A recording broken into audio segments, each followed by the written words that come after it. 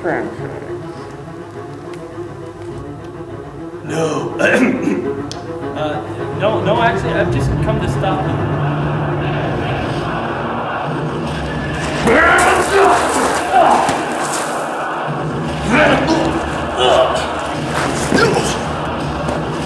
I wonder what's gonna break through.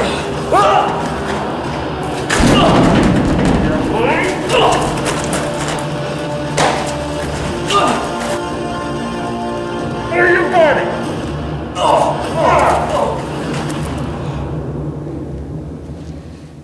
Thank you.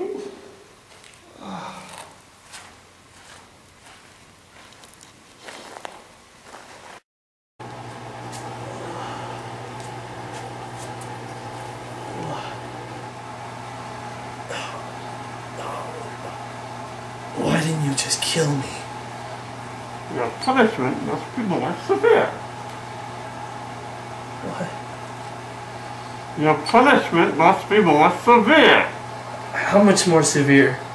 I'm gonna make you watch The Dark Knight Rises 50 times. Yes. How is that a punishment? I like the movie.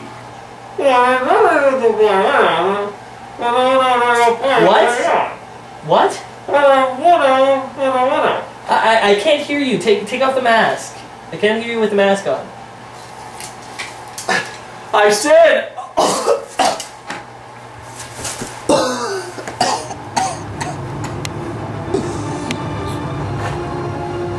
I'm the world's greatest detective for a reason.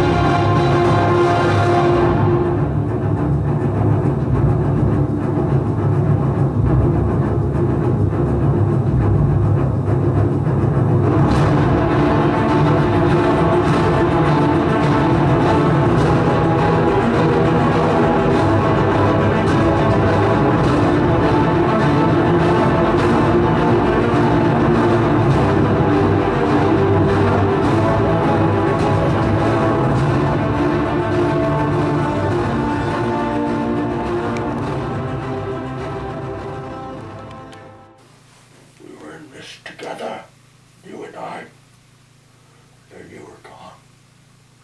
But now, the Dark Knight Rises has come out. The Batman has to come back. What if he doesn't exist anymore? He must. He must.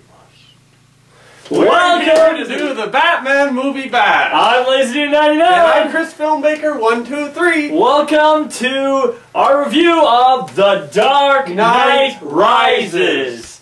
This movie, well, do we even need to say when it came out? It's this year, 2012. 2012. Yeah, and so we're here to review the movie starring Christian Bale as Batman, Gary Oldman as Lieutenant Gordon, Tom Hardy as Bane, Anne Hathaway as Catwoman, and Joseph Gordon-Levitt as Officer Jason Blake, I think it was. So, Chris. Yes. I just want to say one thing. Okay. I gotta say this one thing. I like this. I like this. You like what? I like this movie.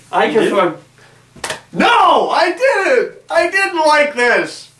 But it's not saying it's a complete downer, but come on, I waited 3 years for this movie. It's okay. Well, let's basically go, before we go too much into it, let's go into the basic story. Bruce Wayne, who of course is Batman, has been retired for now over 8 years, and he has been a recluse as Bruce Wayne, and Batman hasn't shown up since that night with Harvey Dent. Commissioner Gordon has now had to spend the rest of his life, all of those 8 years, basically praising Harvey Dent, the man who just about killed his own son. Harvey Dent!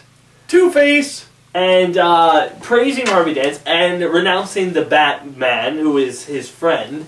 And After all these 8 years has happened, in comes Bane to totally trash and destroy Gotham. He basically blows a good portion of it up, gets his hand on a nuclear somewhat device, and says if anyone leaves the city, he'll blow it up. If anyone tries to save anyone from the city, from the outside, he'll blow it up. And, yes, basically holds all of Gotham hostage while beating the crap out of Batman. And so Batman has to find a way to come out of the ashes and retake the city. Almost like you almost pitched that, Kenneth. I would just like to say this movie starts and brings you in a different way than The Dark Knight did. This kind of brings you in a way where it's kind of like it's not action right off the bat. Even though we have that great scene on the plane, it's kind of more of a short action sequence, and then we get thrown into Bruce Wayne and his life and what's going on in Gotham, and which was an interesting choice. I just want to say, we talked about this, fans talked about this, lots of people were wondering, what are you going to do about this guy? He's a big deal, right? Like, what are you going to do? Well, their solution is just don't talk about him. In fact, he isn't brought up at all.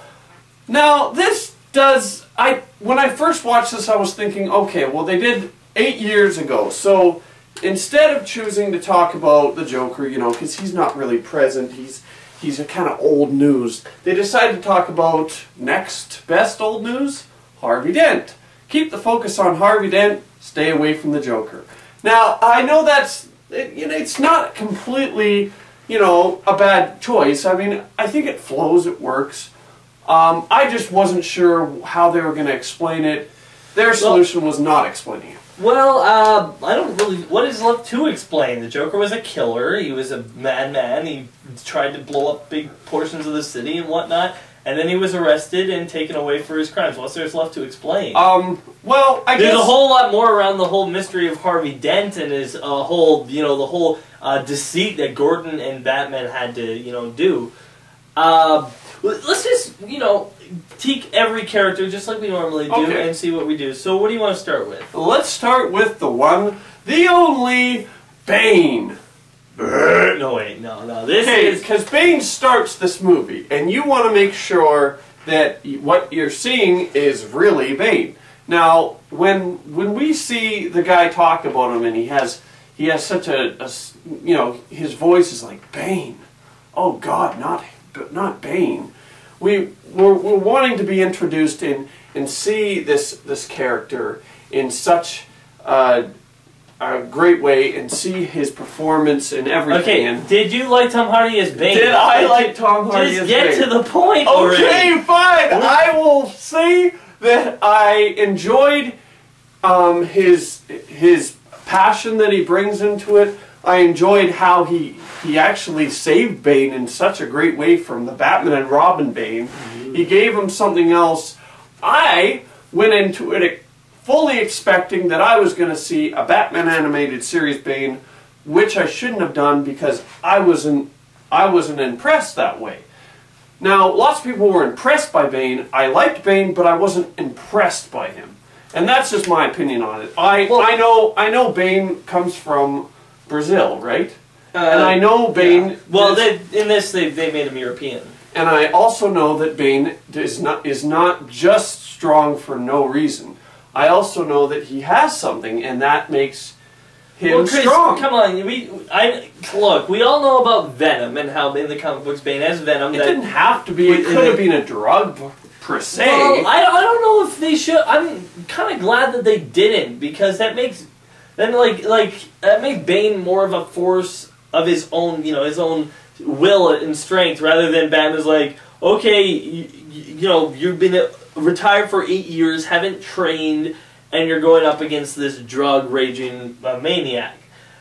Instead of, you're going up against one of the deadliest assassins who has trained his body just like you have, and he's in his prime, and you haven't done anything for 8 years. Yeah, sort because of in the thing. I comics, like that. in the comics, he is an assassin, which does make And, sense. and Bane in the comic books doesn't always have Venom. There's been large portions of comic books where he's been without Venom, and has still been a formidable Batman I see. foe. Look, for Tom Hardy as Bane, I liked him in the sense that I liked him a lot. But it was different because, yeah, you know, I'm used to Bane being more of a, yes, he's from Brazil, and he's from, the third world countries stuff. And they changed a lot of stuff about him in this. Did they change his accent?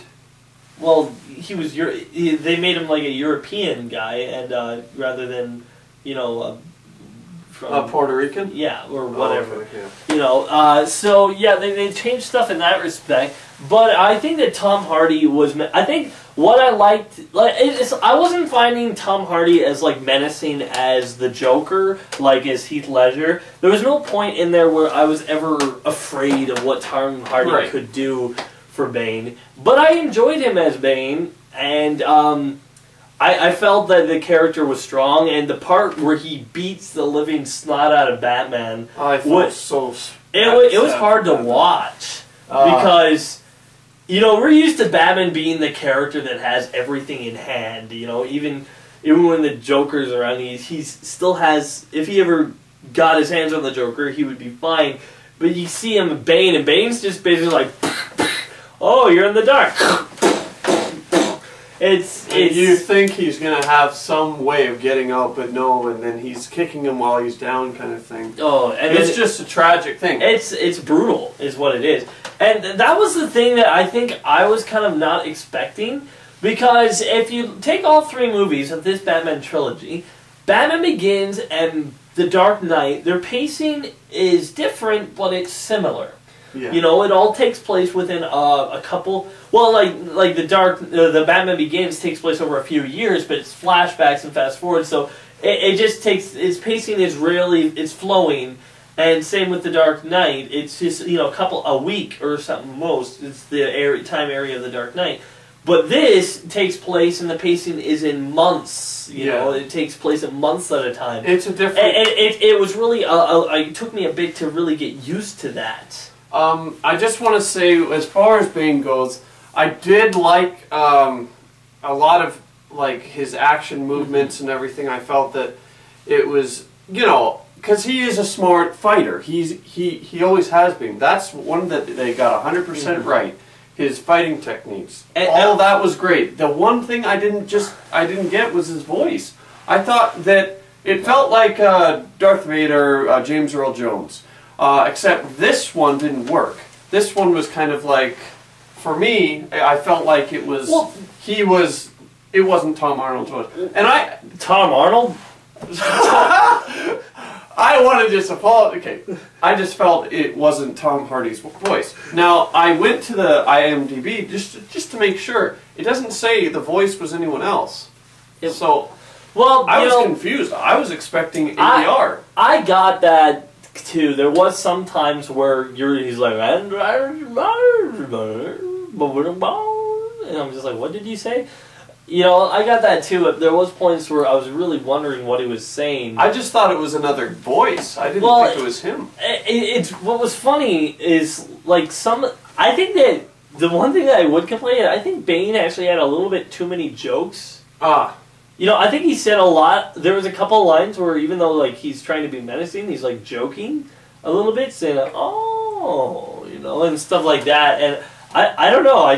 Bane doesn't joke that much in comic books. I would have liked that. But the scene with he's having Roland Daggett, which was a character in the animated series. Yes, he was. And he's holding him, and and the guy's like, "Wait a minute, I paid you." He's like, "Do you think money makes you in charge?" I thought that was menacing. Where he's like, you know what, you got a point. Just because you pay the guy doesn't mean you're in charge or anything. But I will say the big thing when he hits the button and half of Gotham just goes up in explosions, I was just dumbfounded. I couldn't say a word because it was just like, whoa. I had heard they were taking qualities of The Dark Knight Rises from Gotham's No Man's Land. And in No Man's Land, it's a lot different. There was an earthquake, and Gotham was basically cut off from the rest of the world, and they declared it not part of America, and everyone was stuck there with all the homicidal maniacs. But the difference being, this took a lot of qualities from that and incorporated into the movie, which was interesting to see. Okay, let's talk about Commissioner Gordon. Okay. Now, we went and saw the Oscars when Gary Oldman was nominated for Tinker Tailor Soldier Spy, and I actually went and saw it. I don't recommend seeing it. It's an R-rated movie, so it's, you know, it's not a movie that I would watch because it's just got stuff that I don't like to see a lot in a movie. Anyways, and by golly, Tom Hardy was in that one too, and it was interesting. But anyways, I watched it and I was thinking, okay, well, this is his acting performance in this is legitimate. When I watched The Dark Knight, I was like, it wouldn't make sense for them to give him an Academy Award for this role, even though he does have some great moments. The time where when I was watching Gary Oldman and I actually woke up, like, not woke up, but actually was like, whoa, that's some good acting, was near the climax when he's talking to the character Blake, and they're watching everything happening on the TV, and when he turns around and tells, like, I was just like, whoa, like all of this, and like, well, I forget all he says, but well, he's like, whenever you find yourself in the pit of like hell, you better hope that you have a friend who's willing to take the fall for you, like I had. Yeah, exactly. So, yeah, but I think it was very weird because with Commissioner, like for Gary Oldman, Commissioner Gordon, because the pacing at the beginning, he's injured, and so you think he's not going to be like non-existent, and through the middle he's almost non-existent, and then he's back as a major character in the climax again. I'm not sure if the pacing of Commissioner Gordon was like, if he was supposed to be a major character, you're supposed to like keep him in throughout, and I'm not sure if they did that as well. When I saw him in the hospital, I was like, oh, that's great, because I've watched the animated series, and I also have a comic where Commissioner Gordon's in the hospital. Not saying it has to be tied into the movie. I'm just saying that it was interesting that they tied that in. But the thing was, I never saw him get shot. I don't know what happened, what was in the river. When he rolled over into the water, they all shot at him. I never saw it happen. But you didn't see it in the animated series either. I didn't see anything happen. All I thought was, what? Did they think he actually got shot when he didn't get shot? And I was like, did he swallow something in the water? Like, no, he rolled over. They were shooting at him. One of the bullets hit him. I couldn't figure that out for me, Chris. I just didn't. I didn't get that. Like honestly, like they. Anyways, I'm not going to get into that. Let's move on to another character. All right. Oh, look at that stuff in the sewers. Oh, crazy. I'm an orphan, I got issues. Hey, Bruce Wayne, I know you're Batman because I'm an orphan and I've got masks, so that's how I know. Makes sense. It really makes sense. Come on, orphans, let's go! Don't blow up the bridge! No! Drat! Oh, we're all gonna die! Gosh darn it! Now say I'm going to become Batman. I'm gonna become Robin. Robin's my real name, so that'll be my superhero name. That doesn't make sense! I'm an orphan with issues! Alright, what did you think of Anne Hathaway's Catwoman? Anne Hathaway's Catwoman was a different choice, was interesting in the regard that she had, what she did as an actor was she realized that if she was going to be sly, she'd have to talk a certain way and kind of talk a little bit quieter and kind of in that tone of voice. Alright, I'm just going to say it right here. Do you think she was better than Michelle Pfeiffer? No, she's not. It's clear. I think she was. It's clear that she wasn't meant for this role. I think she was. I'm going to say that right now. I'm not saying that she did a terrible job. I know that she had good things that she added into it. It's just we didn't see Selina. Like, we saw Selina Kyle that could be anyone. We saw Selina Kyle that really, she looked similar to any other woman trying to be Catwoman. That didn't have a reputation. She did not have a reputation. In Batman Returns, I'm sorry for people that didn't like Batman Returns, but I'm saying, we see her at her finest. We see her, you know, go into this... Was it because she didn't have the Max or Shrek's thing and fool around, like cutting all the heads off the mannequins and then putting. Come on, Chris. That earlier when she's doing stuff, Chris, when she's handing the prince over and the guy's gonna like kill her, and she set him up because she had kidnapped this other guy and put him into the place. Yeah. And then the guy uses his phone. And I thought that was brilliant. And then the cops are coming in. She just goes, screams, all innocent, walks out of the building, and. But I agree. I would have liked some more scenes with her being Catwoman. Yeah, we didn't see that because I think Christopher Nolan she goes to Roland Daggett as Catwoman, and she fights those guys on the roof. I think, and then I'm just saying. I think Christopher Nolan thought he could put Catwoman in this movie, but not show her doing the cat blurgling thing. But really, I'm gonna say this right now. Does anyone here think that Catwoman fit in this movie? I think she did. Okay, I didn't think so. Moving on. Moving on then. Okay. Do you want to talk about Alfred? He's always good. He's always a great character. This was my big complaint. They got rid of him. Yeah. When they needed him the most, I thought they got rid of him. This is my... Like, I know they couldn't have kept Alfred in here. Why with not? the story that they chose. Because you already are looking after Lucius Fox over at Wayne Manor, or not Wayne Manor, and Wayne Industries every now and then, and he's your big tech guy, so you need him in the story, and then you'll just have to develop, you just have to have more screen time to show Alfred. What's he going to be doing? There's nothing for him to do in this story. If you really think about it, I mean, Alfred can't be with Batman way overseas. He can't be in the city because it's just there was no place for him. But I still wish that I know why, but maybe this wasn't.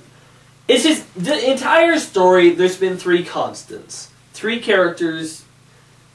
There's been Batman, who's been, of course, the main character, Commissioner Gordon, and Alfred. Yes. Those three have been the ones that have really carried the story forward for us. And to basically just a quarter way through the movie, just kick Alfred out of the movie like that, it was unsettling. Weird. It was weird. It was weird to just say, bye Michael, guy, and see you at the climax. I mean, you know what I got? And then there's the thing that I really want to talk about is the two big secrets that were hidden in The Dark Knight that were lied about. There's the one with the Harvey Dent conspiracy. Yeah. And the other one is Alfred hiding that Rachel had moved on and was going to marry Harvey Dent. I felt that it was just like... You know what? It was just Alfred tells Bruce in the first 15 minutes. I don't think that was a good place for it. I mean, like, I know for the story they were choosing that it was the best time, I guess, that they could fit it there. But if you take, like, Spider-Man 2, when Peter tells Aunt May that he was responsible for Uncle Ben's death. By the way, Spider-Man 2 to me isn't the best Spider-Man movie, so I'm just throwing that out there. Oh, you like Amazing Spider-Man 1? Yes, I do. Anyways, going... Okay. Yes, I thought it tied in rather well because Aunt May had this incredible journey, and you know what? The whole from the first movie on, she's building up the independence, right? Well, and then she finds out. It's like, holy crap! Yeah, and then like that scene wouldn't have been as impactful if it happened the first 15 minutes. I hear what you're saying. I thought I think that was the same for this. It just doesn't like. It doesn't feel like it hit his home as well. To bring you back, you need to first get used to the characters again. I gotta say that this rushed right through the characters. Before we have a bonding moment with Bruce and Alfred, we're thrown in with Bruce and Selina Kyle. Like, it just didn't really fit. Like, he's just there, he just happens to show up, and he has a long, you know, Fu Manchu and a cane. Like, it just didn't quite fit. Like, what was Bruce's entrance? Why is Bruce's entrance so ungrand? Well, he fired an arrow at her. I didn't like the 8 years. I didn't think it fit You don't think it was anyways. necessary? No, I liked that in the first one. I went right into the second one. This is a trilogy, man. If you think about this being a movie on itself, then make it a movie on itself. You don't do that. Like, I understand that they had to have, you know, the reason for Batman quitting. Like, yes, he hurt his leg, and that's great. Why didn't you have him, like, try at first, you know, show that character arc, instead of just having 8 years gone by, here we are, we're picking up again, we're still doing the Harvey Dent thing, and we're trying to make it sell. Well, yeah. Well, if you take the I don't think it lines too well as a sequel. But then again, if you look at The Dark Knight, it didn't really line up too well as a sequel to Batman Begins either. I mean, most people don't even, like, not most people, but if you weren't a comic fan, a lot of people didn't even know there was a Batman Begins before The Dark Knight. Yeah. And if you didn't know there was a Batman Begins before The Dark Knight, and you watch this, you're going to be lost. Because in comes, you know, this whole thing, it's the League of Shadows, and Ra's al Ghul, and okay, well, what do you want to talk about right now? Because okay, just the thing that we're going to be talking about next is big spoilers. So if you haven't seen it, well, I recommend it. I don't think Chris does. But you know, we're going to talk about the next thing, which was the big reveal. I'm not sure how big you were surprised. You find out a story about the whole child and everything. Which you think is Bane's origin. Yeah, as soon as we saw Liam on the screen and he turned his shoulder and you saw that, okay, this was the guy that had the child and the mother and daughter were put into this hole, I was like, or not daughter, mother and child, right? We don't know who it is. Then I'm thinking, okay, how are they going to sell this? And they say that child was Bane. And I'm like, no, it's not. I was like, no, it's not. It's Talia. I watched the animated series. I know this. I can see it a mile away. Well, you're wrong. And I was like, okay, what else are you going to throw at me? And they bring the whole thing, and I'm just like, oh, who's it going to be? Miranda Tate. I was just like, I was waiting for it, and I was like, oh, okay, it's Miranda Tate. Because I was thinking, this doesn't quite work, but I didn't have time to think because the movie was going, and it was going so quickly, I didn't think, and then I was like, oh, yes, it is. It's definitely her. But I was thinking, why would she be in Gotham so long, and why would they be trying to make it so that she was, you know, I couldn't believe it. Okay, basically, since some people might be lost, there's this girl in this story that is trying to get Wayne Industries back on top, and there's this device that would give, like, free energy to everyone, but it also could be used as a bomb. Why is it that these world-saving devices always turn out to also be used as a bomb? I mean, this is Spider-Man 2. When I first saw this, I was thinking, oh, this is the same thing from Batman Begins, that it can actually make air come, and then they're like, no, it's not, it's a... Basically, it's a bomb. Yeah. Well, and so they take the bomb. Look, I knew as soon as Bruce was kissing her, like, early on, and I knew right then that she was going to be a bad guy. Because, I didn't. Well, I knew right then because we got Catwoman in here already, and she's going to be Bruce's love interest. Yeah. You got this girl. The only reason you have a different girl that's not the love interest in a movie, in your movie, is if she's going to be a bad guy that's going to stab you in the back. Exactly. Now, I understand that they needed to keep it a secret. All I'm saying is I don't think the fans liked it. I really don't. Well, I think the fans were like, who the heck is she? She shouldn't be a villain. No, she's not. If you watch the animated series, you see that Ra's al Ghul is the villain, and he comes back from the Lazarus pit. Why didn't they have Liam Neeson come back from the... And then we could have been like, oh, it's the Lazarus pit. Chris. Whoop! He's back and he's in Gotham. Forget Bane! Chris, Talia right now has just become a humongous Batman villain. She has brainwashed thousands upon thousands of people into hailing her as the... Really? Yeah, and they've been killing for her, committing suicide for her, all to destroy Batman's spirit. It's called Batman Incorporated. Take a read. Anyways, so yes, he can be used as a villain. More to the point, I didn't know that they were gonna be. She was gonna be Talia. That was the thing. Like I thought they just changed Bane to be, Ra's al Ghul's son. I didn't know because I had just been reading Nightfall, and that was Bane's origin. That he was in this horrible prison, born in there as a child, and that was his origin. So I didn't think that. I didn't think that the child was Talia. I thought that I didn't think Miranda Tate was Talia either. I thought that she was just a spy for Bane. And I called that early on, because anytime the good guys had a little bit of advantage, they'd go to her, tell her a little bit of the plan, and then Bane would come in. I remember, though, the one point where I was really worried in this film, where I'm like, oh shoot, oh no, is when Bane walks in to the Wayne Industries CEOs, and then he's like, make an example of them. And then you see them hanging from the bridge. Yeah. I'm like, oh no, Lucius is dead. Lucius Fox is dead. No, I was not thinking that. When I saw that, and Bruce picked up the rock and threw it at the TV, and the TV smashed, I was like, okay, they did that right. They knew it was going too far. This thing, that from the climax on, I just was like, oh my gosh, everything they try fails. Everything they try fails. Commissioner can't do anything. Levitt can't do anything.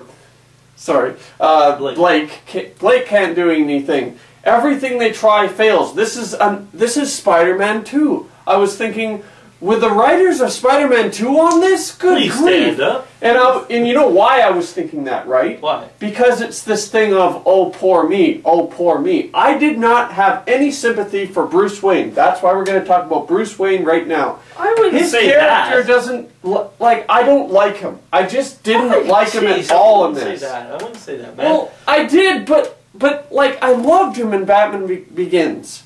I loved the character that Bruce has. And I loved, seeing him again. Now, I'm not 100% a huge fan of The Dark Knight, but I was entertained and I did enjoy it. You gave it a 7. That means it's a good movie. Okay, well, it was a good movie. And then I saw this and I'm wanting to get more in, but I realized I was thinking as I was watching this, I was like, oh, you're rushing, Nolan. You're totally rushing by this. People can say, oh, it didn't feel like a 2-hour movie. I felt it was a long movie, but with too much. This was way too much. I don't think it was rushing. I mean, his whole journey that he had to really overcome this was one of, it was strange. And I'm just going to say right here, I prefer Batman Begins and The Dark Knight over The Dark Knight Rises. I prefer them. Both of them, I think, are better movies compared with Dark Knight Rises. But that being said, I don't think this is a bad movie. I'm just saying. Okay, this is what I wanted to say. Okay, you remember The Godfather, right? Did you see The Godfather? I never saw The Godfather. Well, I saw The Godfather. Then what did I do? I saw The Godfather 2. Now, you got to know that Francis Ford Coppola. Now you got to know that Francis Ford Coppola is a good director. Yeah? He is a good director. Now, he made one, and everyone knew about The Godfather. Best Picture of the Year, it was great. Then, you know what he did? He went back to the origin story of the character that Marlon Brando plays. And he went back to the history of him. And everyone loved The Godfather 2. You almost say The Godfather 2 is 10 times grander than the first one. Now, the third one came out. And what happened? Exactly what happened here. Now, I just throwing that out there. Same director. Even the great Francis Ford Coppola couldn't do it. I think Christopher Nolan sort of pulled it off, but I also think that... Okay, sorry, I don't mean to really... I think you got your point, but what did you think when Scarecrow turned out to be like the judge of everybody? Do you think that was awesome, or did you think that was too I thought stupid? It was funny. Yeah. I thought it was funny at first, and then the more I thought about it, I was like, I don't think this is really that funny. Like, the Scarecrow is actually killing people. What? And I was thinking... He's the judge! I was like, but this isn't right.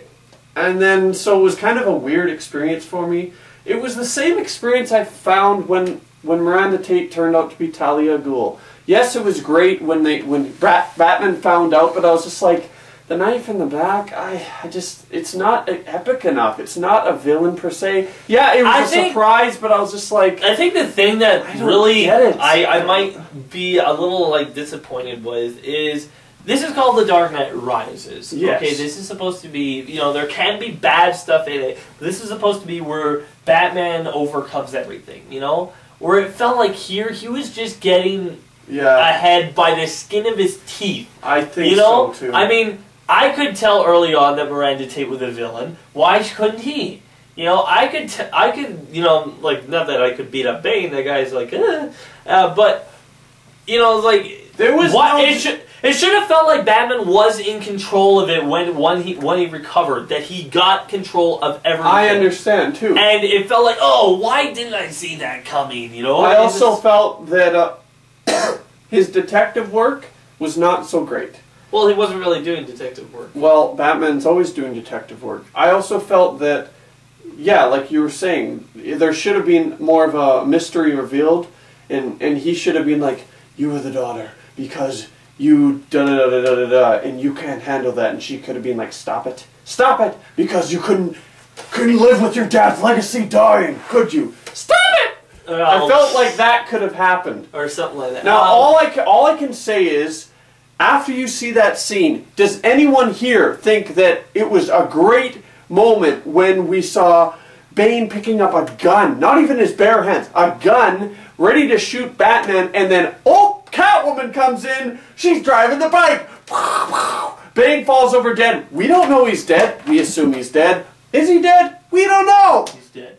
It's exactly the thing that you don't want. You want Batman to go, this is Sparta, and kick Bane off Look, the ledge and then die. Chris, I'm saying this is like Rocky 3. Chris, Rocky goes to, he loses a fight to Mr. T, and then he goes to do some training, and then he comes back and beats Mr. T. But he doesn't really beat Mr. T. I just compared Mr. T to Bane? Yes, because I thought he... Okay, let me just say that he beat Bane. He beat Bane. They had a big fight, and then he beat Bane. Bane was dead. Okay, fine. But I get what you... well, he wasn't dead, but the thing that I really didn't like for me, it was the shift that Bane wasn't the main villain all along. Because, okay, he's the whole trailer, every trailer, it's Bane. Bane's the main villain. Absolutely. Bane's the main villain. Bane's we the main know villain. that. Bane's and this girl. It was and such a... I'm just like, okay, I would have been okay if she was a pawn for Bane. Okay? If she worked for Bane. Yes, me too. But Bane works for her. Can I ask you something? Does she fight anyone? Does she actually have moves? No, she doesn't. She's she just have a costume? manipulator. Does she have a costume? Well, she has like a robe. Then why is she in the movie? She has a robe. A different costume. No. She is a city worker, just like a police officer, just like the bum on the street. I just want to say one thing. Okay, we are seeing Batman rise, right? He starts, he puts on the costume, he rides out on his bike, he goes after Bane while Bane's on the bike, and the guy's like, help me, he's being pulled behind the bike. Now what ends up happening is, well, Bane gets away and Batman's left with the lights blazing on him, and he's, of course, everyone thinks he's the cause of the crime. Now that's been done before. Well, no, they just want to get him. Yeah, exactly. They just want to get him. Now that's been done before so much, and maybe that is a part of Batman, but what I would like to see is him actually choosing to do this. like, wouldn't it have been interesting if, since Batman decided that he was going to take the blame for Harvey's crime and everything, wouldn't it have been interesting to see him actually having to say they're worth it and actually take the fall for Gotham? Instead of just being like, oh, I guess I'll get back in the suit because I should. What was the biggest problem for saying that 8 years later, and why did Batman quit? Some people don't think that Batman should have quit. Did he ever quit in the comics? Why? Already when I saw Batman with the cane, I was like, this is Batman Beyond. And then when I saw, where is he? Oh yeah, Robin. Oh, why don't you use your real name? Robin. When I saw Jason Gordon-Levitt, I was like, it really is Batman Beyond. I can't believe this. I was so like, you thought he was going to be Terry McGinnis? Yeah, and because Batman was already old enough, I thought he was going to lose the final fight to Bane and say, I can't do this anymore. Oh, come on, Chris. That would be... People would be so pissed at that, okay? Actually, I didn't know what... But, you know, I always find it funny. Yes, the guy who plays Jason Gordon-Levitt kind of it turns out to be possibly, maybe, Robin. Why? Oh, why would they do that? They set themselves up for disaster. Christian Bale and Christopher Nolan said that they're never going to do Robin, and Christian Bale said if Robin ever becomes into the film, he will quit. Well, guess what? Here comes Robin. Hey, I'm into the credits, and the series is over. I don't know. I mean, oh, so you think he was trying to make humor? No, I don't. Great. I don't. No, this is not. That's not what I movie. meant. That's not what I meant, Chris. Is he Robin or is he going to be the next Batman? It's all kind of left up in the air. I'm just glad the series is over. You know why? Because I think this will give some opportunity for fans to come back to a real reality of Batman. But just what I'm saying is, let's just talk about the legacy that Christopher Nolan left behind. He brought a character out of the depths of despair from Batman and Robin, and brought him to an amazing pedestal, made the story about him, not the villains. And I think that every movie that you see of this will be a little bit different than the next one, but somehow, in some small way, maybe come together. Now, let me just say though, I'm just saying. I want to say that I don't dislike The Dark Knight Rises. I like it quite a bit. I think that I was thrown off early on because I thought I was going to get something else with it, and then I got this. I think I'll need to see it again before I fully think I can appreciate what I got because I wasn't expecting this. Now, that being said, the entire musical score, amazing. And the entire cinematography, the entire scope of this movie is humongous. The entire city is in peril and in danger.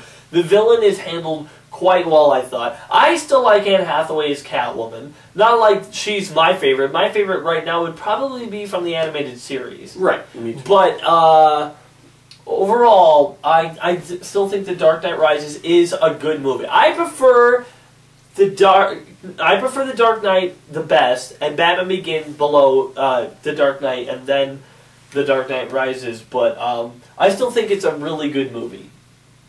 Okay, well, I do want to say that I'm glad that this is the last one.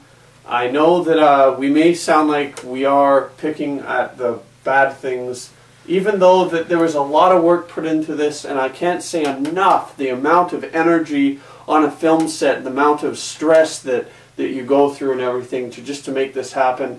And yeah, it may sound easy just making 3 movies, but no, these are huge movies. And I just want to say congratulations to Christopher Nolan. I know that he's not going to be listening to everyone else's negative comments. He's probably going to be listening to the people that are going to pat him on the back, which is what I'd do if I was in his position too. Do you think all I know is you want to make your audience happy. And I think that over the 3 years, it's so hard, like, making this movie and making it so big and everything. I think it's maybe a level one of the things that we didn't like there was so much hype about The Dark Knight. Yeah. And for me, I think the movie met that hype. And now we get The Dark Knight Rises, so much hype about The Dark Knight Rises, but I don't think The Dark Knight Rises necessarily met the hype. you know, reach the level that everyone thought it was going to. I hyped it up too much myself. I mean, I talked about how the ending wasn't written down, so he had to explain it to his actors because it was so big, and how it was such hush-hush, and everybody was saying it was going to be better than The Dark Knight. I found the ending pretty predictable. I did too. Like, it is totally Batman to take the fall and to take the bomb into the ocean was exactly what you think. Didn't you think that felt like Avengers? Tony Stark lifting the missile up into the big black hole? Or whatever? No, he basically... It's basically the same character. The characters are taking a bomb, lifting it away, and throwing it out of harm's reach. There's Justice League episodes where Batman does that. True. There is animated series. In the animated series, he might do that, but I don't know. Well, he did that. He did that in the episode of when they go to England and Red Claw. Whatever happens, yeah, like it's predictable to know that Batman was going to do this. And I was wondering, if does he live, does he die? I was wondering a little bit, but then I was like, no, he's probably going to live. We're probably going to, as soon as Alfred pulled up to that restaurant and sat down, I was like, okay, well, Bruce lives. And then they had all these weird things like, Lucius Fox is there, and Levitt is doing this, and we have to pay close attention so we can find out that he bought the house, and his real name's Robin, and he's now going diving down to the back. Like, all of that, just thrown into the ending, and then we see the ending, and we're just like, okay, that was a movie. And I looked at my watch, and I said, well, gee, that was a movie. I'm out of here. I'm leaving because I don't want to stick around to find out what's after the credits. Well, I really could care less. There wasn't anything after the credits. I know, but it's Christopher Nolan. He doesn't pull that. What I want to close with is the fact that these movies were made. People are going to like them. Some people will like some of them.